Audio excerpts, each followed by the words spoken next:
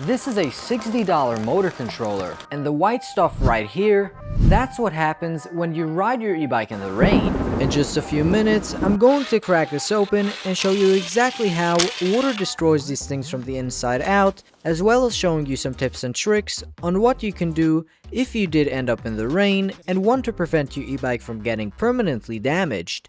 But first, you need to understand something that e-bike companies don't want you to know.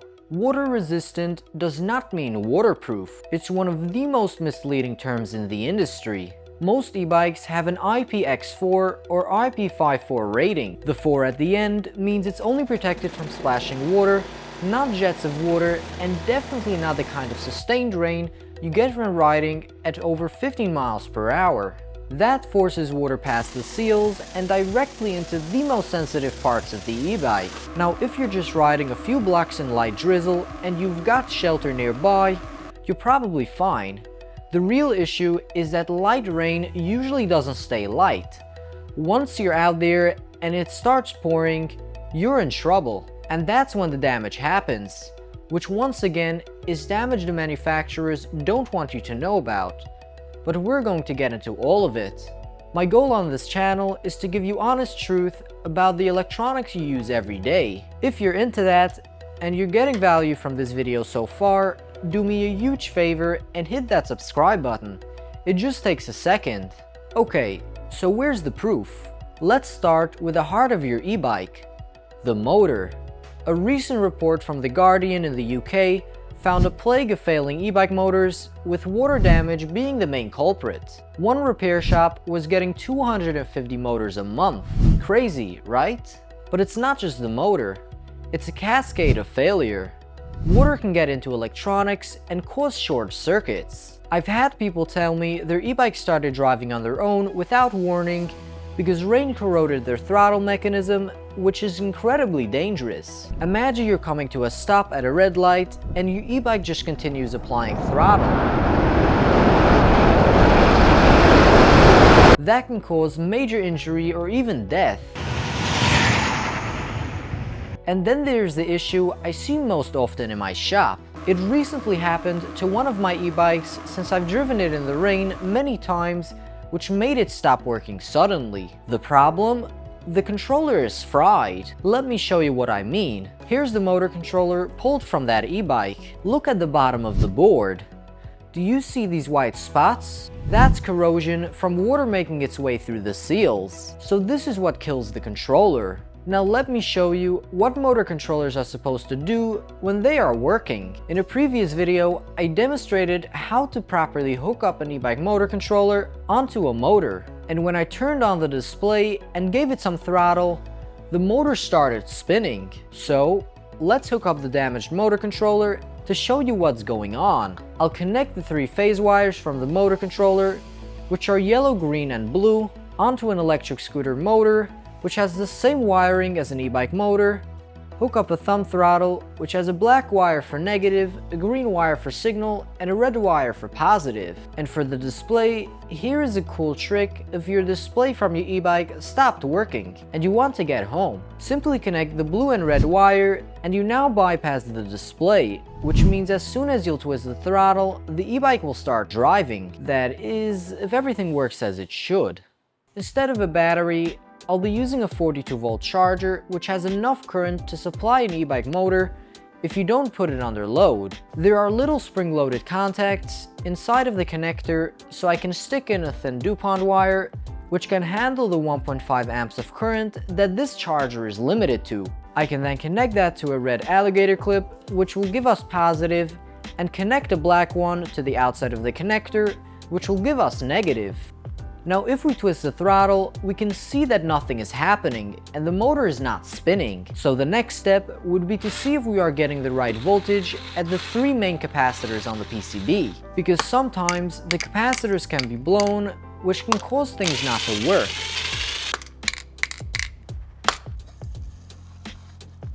Here we can see for the first capacitor, it is rated for 100 volts and we are reading 40 volts.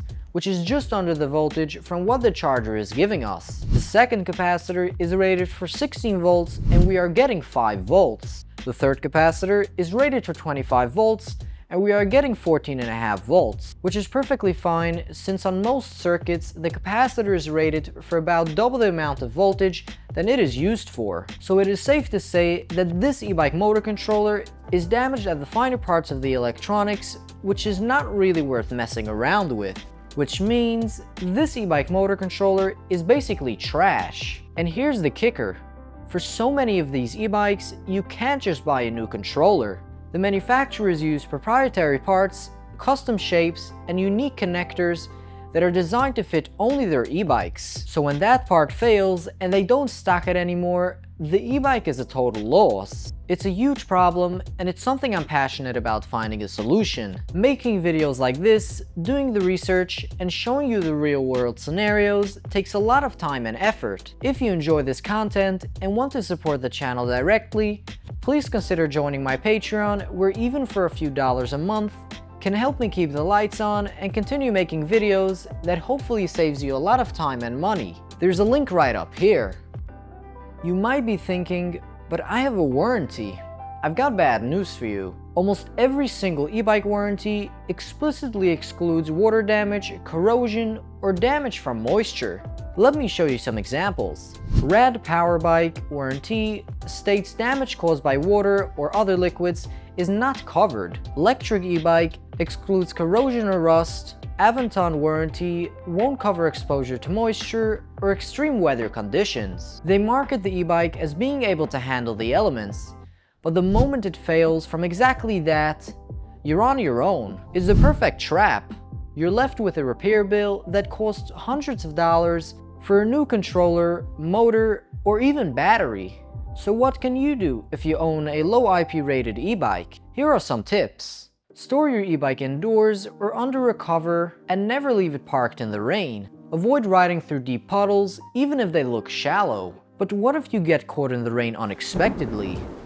Here's what you need to do immediately. Remove the battery as soon as you get to shelter and keep it and the e-bike in a dry area for 2 days before reconnecting the power. Don't try to turn it on early to test it, you'll just risk frying the components. This is critical because electronics don't get damaged from water alone. They get damaged when they're wet and powered at the same time. Remember when phones used to fall in water and the first thing people told you was, pull out the battery immediately? This is the exact situation. The difference is, nowadays with smartphones, the battery is permanently installed, so you can't even do that anymore. But with most e-bikes, you still have that option, so use it before companies get any ideas. So what is the plan? It's simple. The first thing you can do to protect your asset is to avoid riding the e-bike in the rain.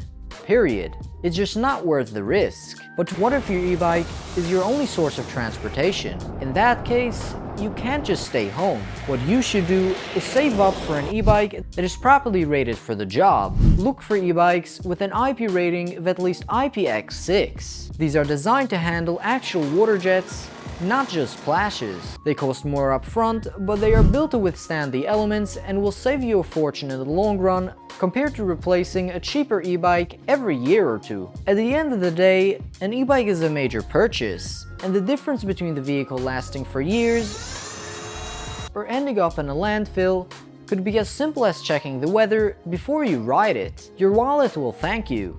If you want to learn more about e-bikes, including repairs, modifications, and builds, I've put together a playlist right up here. Check it out, and I'll see you in the next video.